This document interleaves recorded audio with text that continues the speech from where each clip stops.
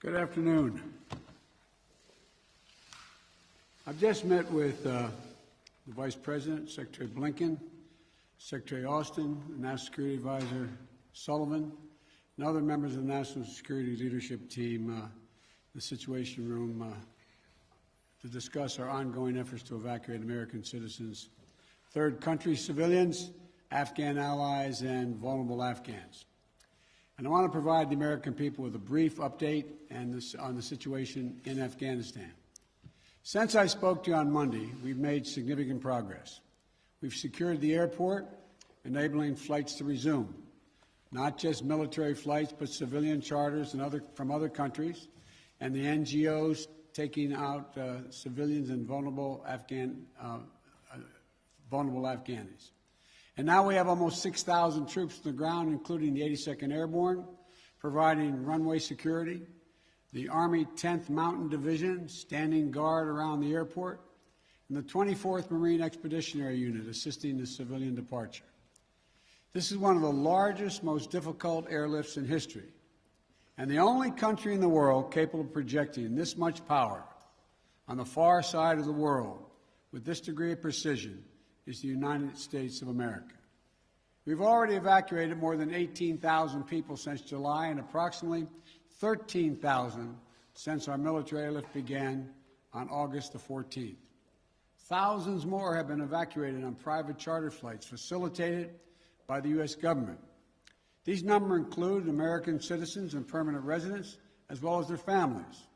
It includes SIV applicants and their families, those Afghans who have worked alongside us, served alongside of us, gone into combat with us, and provided invaluable assistance to us, such as translators and interpreters. The United States stands by its commitment that we've made to these people, and it includes other vulnerable Afghans, such as women leaders and journalists. In fact, working in close coordination with the management of the New York Times, the Washington Post, and the Wall Street Journal, we have successfully evacuated all 204 of their employees in Afghanistan on U.S. military aircraft earlier this week. We've established the flow of flights, and we've increased the number of people we're moving out of the country. We paused flights in Kabul a few hours this morning to make sure we could process the arriving evacuees at the transit points. But our commander in Kabul has already given the order for outbound flights to resume. Even with the pause, we've moved out 5,700 evacuees yesterday, and we're working on a variety to verify that number of the Americans who are still in country as we work on this, because don't have the exact number of people who are Americans who are there, and those who may have come home to the United States. We want to get a strong number as to exactly how many people are there, how many American citizens, and where they are. Just yesterday, among the many Americans we evacuated, there were 169 Americans who we got over the wall into the airport using military assets. We're also facilitating flights for our allies and our partners, and working in close operational coordination with NATO on this evacuation. For example, we provided overwatch for the French convoy bringing hundreds of their people from the French embassy to the airport. These operations are going to continue over the coming days before we complete our drawdown. We're going to do everything that we can to provide safe evacuation for our Afghan allies, partners, and Afghans who might be targeted because of their association with the United States. But let me be clear. Any American who wants to come home, we will get you home. But make no mistake, this evacuation mission is dangerous. It involves risks to our armed forces, and it's being conducted under difficult circumstances. I cannot promise what the final outcome will be, or what it will be, that it will be without risk of loss. But as Commander-in-Chief, I can assure you that I will mobilize every resource necessary.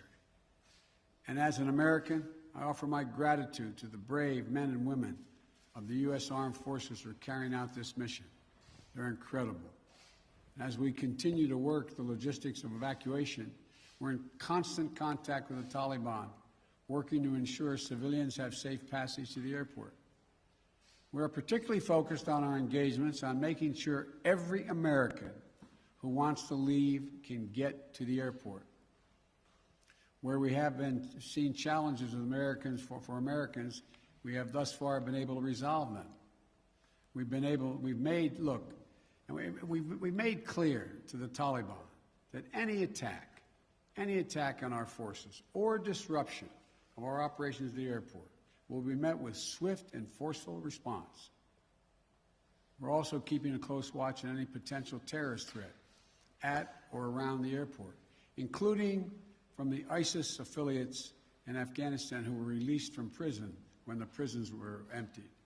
And because they are, by the way, and make everybody understand that the ISIS in Afghanistan have been the sworn enemy of the Taliban. I've said all along, we're going to retain a laser focus on our counterterrorism mission, working in close coordination with our allies and our partners, and all those who have an interest in ensuring stability in the region.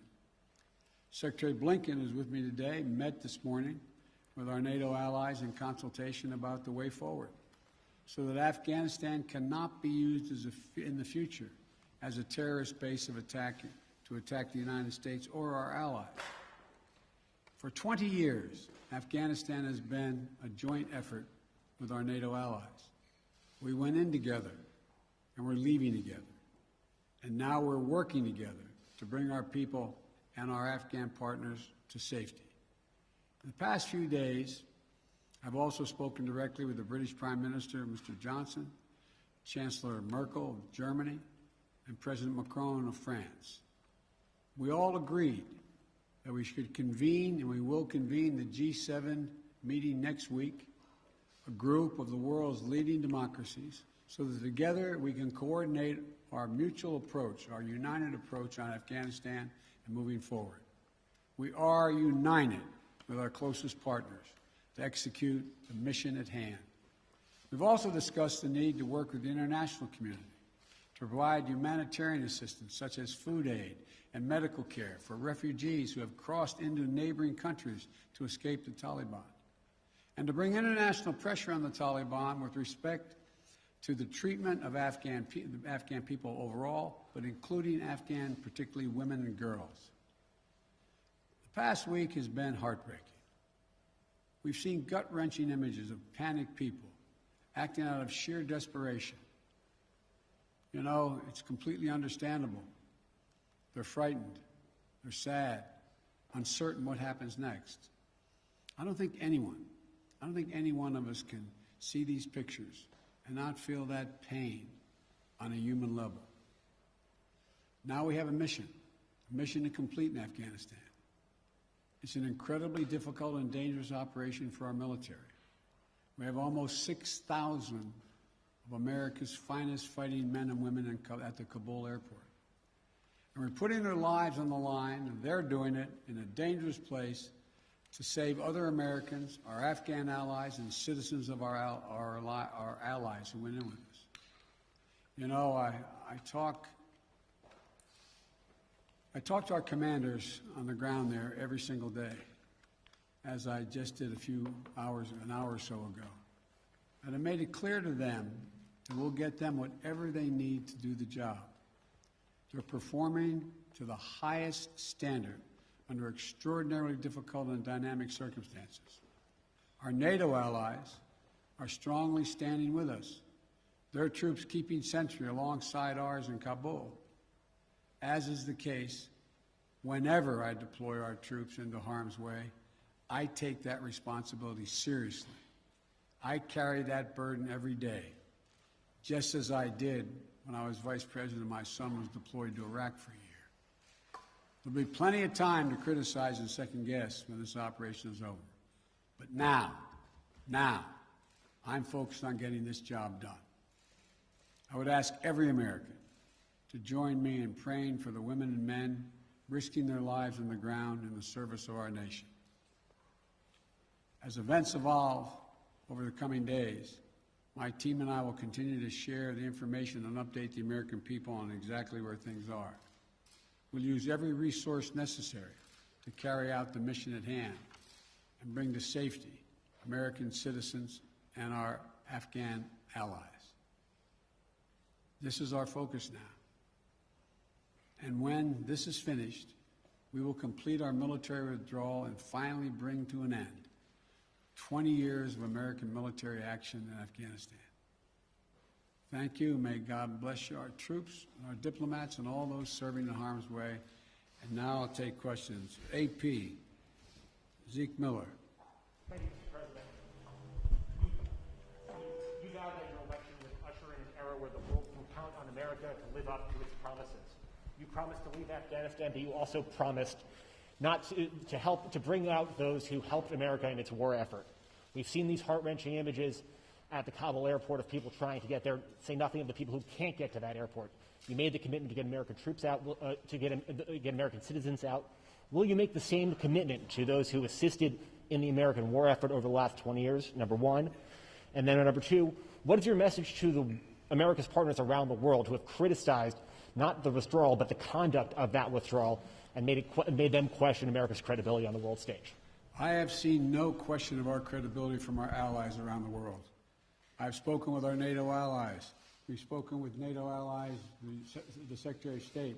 Our National Security Advisor has been in contact with his counterparts throughout the world and our allies, as has the General, I keep calling him a General, but my Secretary of Defense. The fact of the matter is, I have not seen that. As a matter of fact, the exact opposite I've gotten. The exact opposite thing is we're acting with dispatch. We're acting, committing to what we said we would do. Look, let's put this thing in perspective here. What interest do we have in Afghanistan at this point with al-Qaeda gone? We went to Afghanistan for the express purpose of getting rid of al-Qaeda in Afghanistan, as well as getting Osama bin Laden. And we did. Just imagine if that attack, if bin Laden had decided with al-Qaeda to launch an attack from Yemen, would we ever gone to Afghanistan? Would there ever be any reason we'd be in Afghanistan? Controlled by the Taliban? What is the national interest of the United States in that circumstance? We went and did the mission. You've known my position for a long, long time. It's time to end this war. The estimates of the cost of this war over the last 20 years range from a minimum $1 trillion to a think tank at one of the universities saying $2 trillion. That's somewhere between $150 million a day and $300 million a day. The threat from terrorism has metastasized.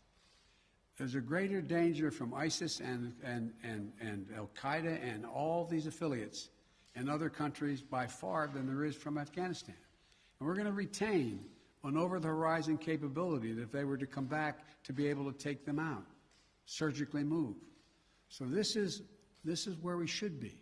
This is about America leading the world, and all our allies have agreed with that. And by the way, before I made this decision, I was at the G7 as well as met with our NATO partners.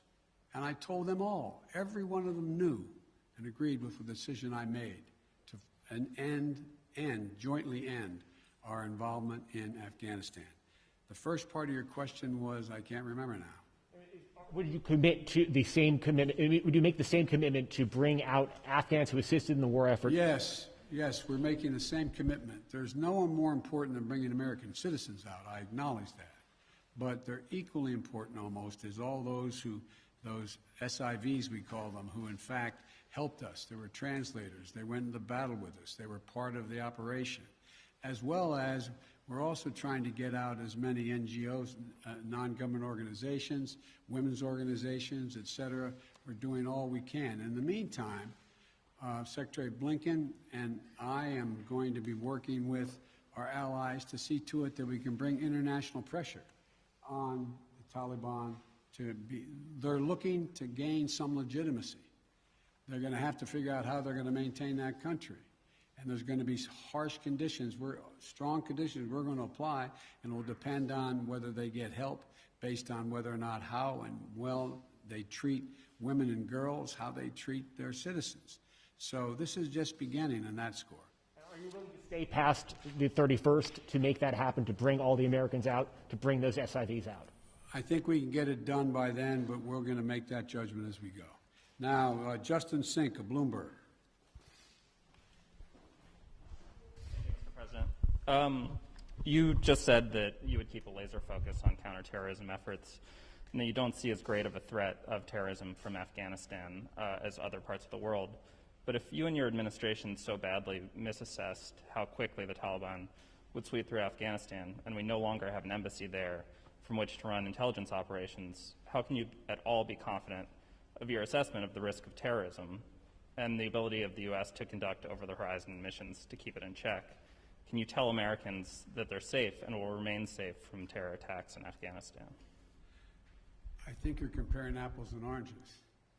One question was whether or not the Afghan forces we trained up would stay and fight in their own civil war they had going on. No one, I shouldn't say no one, the consensus was that it was highly unlikely that in 11 days they'd collapse and fall and the leader of Afghanistan would flee the country. That's a very different question than whether or not there is the ability to observe whether or not large groups of terrorists begin to accumulate in a particular area in Afghanistan to plot against the United States of America. That's why we retained an over-the-horizon capability to go in and do something about that if that occurs. But in the meantime, we know what's happened around the world. We know what's happening in terms of what's going on in other countries where there is a significant rise of terrorist organizations in the Middle East, in East Africa, and other places. And so the bottom line is we're dealing with those terrorist threats from other parts of the world and failed states without permanent military presence there. We have to do the same in Afghanistan. Sir, just on that initial assessment, we learned over the last 24 hours that there was a dissent cable from the State Department. Sure.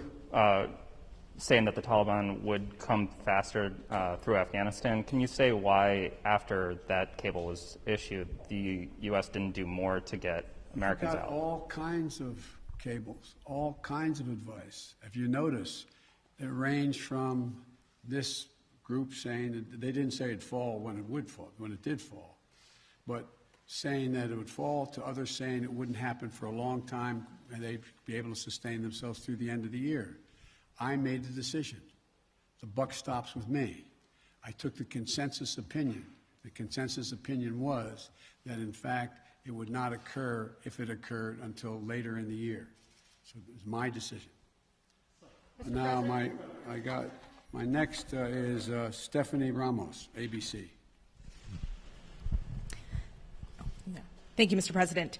2 questions for you. The military has secured the airport, as you mentioned, but will you sign off on sending U.S. troops into Kabul to evacuate Americans who haven't been able to get to the airport safely? We have no indication that they haven't been able to get in Kabul through the airport. We've made an agreement with the Taliban thus far. They've allowed them to go through. It's in their interest for them to go through. So we know of no circumstance where American citizens are carrying an American passport are trying to get through to the airport. But we will do whatever needs to be done to see to it they get to the airport. And one more, Mr. President. Last month, my colleague Martha Raddatz interviewed Abdul, an interpreter who was on the front lines with U.S. forces in Afghanistan. Overnight, we received a photo of Taliban militants coming to the door of his home, literally hunting him down. Thankfully, he was able to escape, but he is obviously still in mortal danger. What would be your message to Abdul, his wife, and his 3 young daughters? We want you to be able to get to the airport. Contact us. We'll see whatever we can do to get you there. We've got to get you out. We are committed to deal with you, your wife, and your child to get all 3 of you out of Afghanistan. That's the commitment. Thank you, sir. Meredith Lee of PBS NewsHour. You mentioned just now using every resource available for evacuations. why haven't you ordered the military to expand the security perimeter around the Kabul airport? Do you have any plans to do so, given that will likely require more U.S. troops? And are you considering rescue operations to recover Americans and Afghan allies stuck behind Taliban checkpoints? The answer is yes to the last question. We're considering every opportunity and every means by which we could get folks to the airport. That's number one. Number two, the reason why we have not gone out and started and set up a perimeter way outside the airport in Kabul is that it's likely to draw an awful lot of unintended consequences in terms of people who, in fact, are not part of the Taliban. We've been in constant contact with the Taliban leadership on the ground in Kabul, as well as the Taliban leadership at Daho. And we've been coordinating what we were doing. That's why we were able, for example, how we got all of our embassy personnel out, how we got everyone out of the embassy safely. That was the distance. That's how we helped get the French out of their embassy. So the question remains, there will be judgments made on the ground by the military commanders at the moment, and I cannot second guess each of those judgments to be made. But the idea of, again, let me get back to the fundamental point I made at the outset. When the decision was made by me that, and it was made some time ago, and I ran 4 presidents saying I wanted to get us out of Afghanistan. One of the things that is a reality is people now say to me and to others, and many of you say it on air, that why did we have to move because no Americans are being attacked?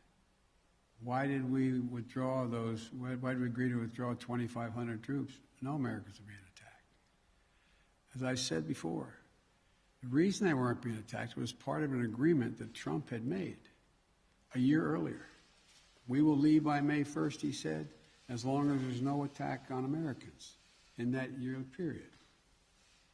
Number one. Number two, the Taliban was taking large swaths of the countryside, north and south. None of the major areas, none of the major points of the capitals of each of these provinces. But they were all over the country.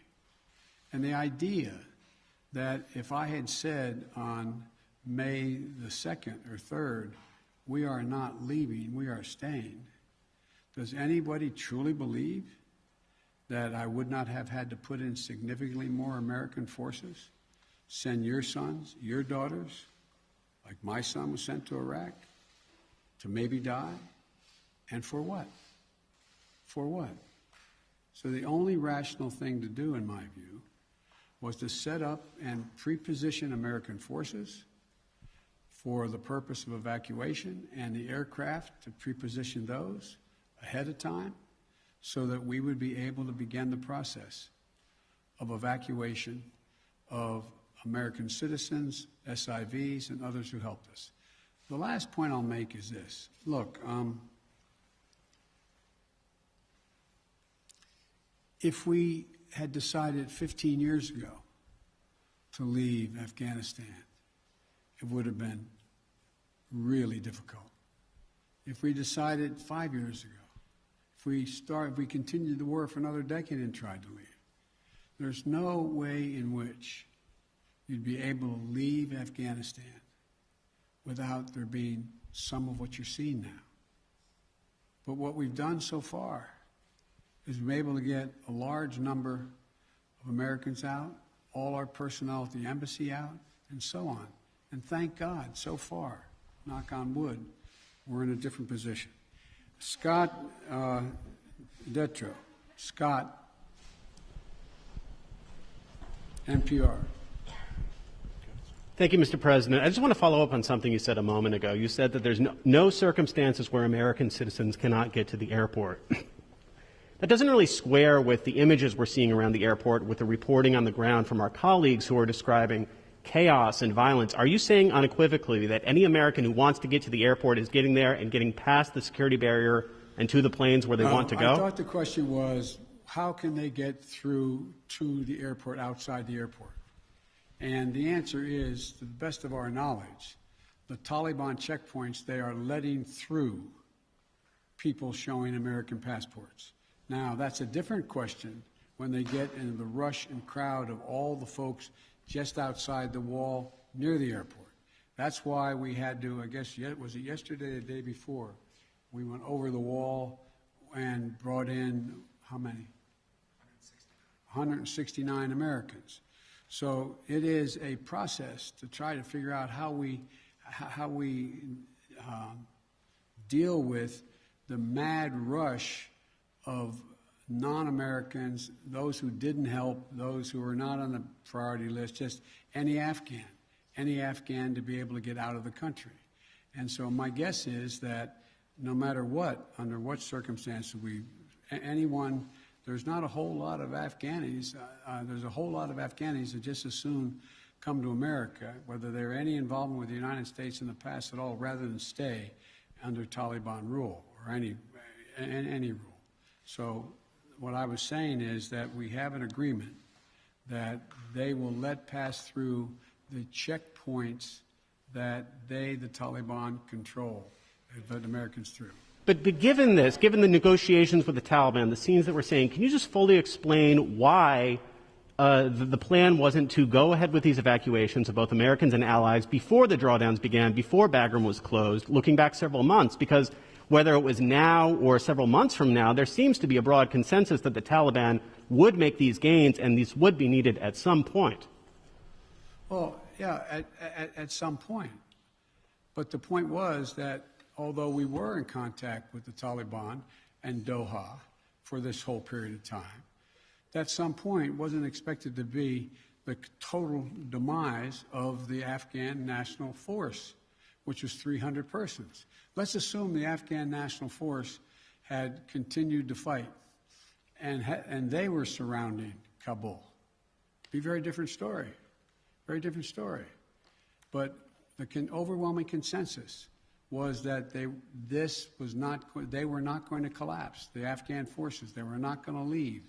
They were not going to just abandon and then put down their arms and take off. So that's what happened.